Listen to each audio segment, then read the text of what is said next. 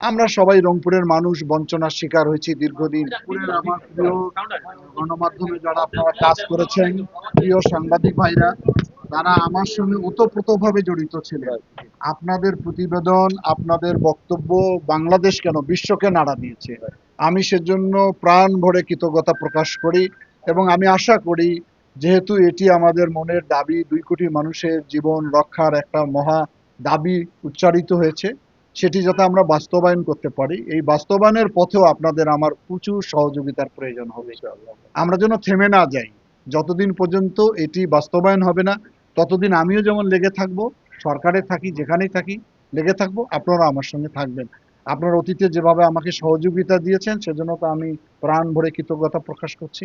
বিশেষ করে রংপুর সাংবাদিকরা, ওনারা যেভাবে আমার সঙ্গে আষ্টে পৃষ্ঠে লেগেছিলেন, উৎসাহ দিয়েছেন, উদ্দীপনা দিয়েছেন, আমাকে সামনে এগিয়ে যাওয়ার জন্য প্রেরণাও দিয়েছেন, সেটা আমাকে অনেকখানি আশান্বিত করে তুলেছে। আমরা সবাই রংপুরের মানুষ বঞ্চনার শিকার হয়েছি দীর্ঘদিন। রংপুরের মানুষের উন্নয়ন হয়নি।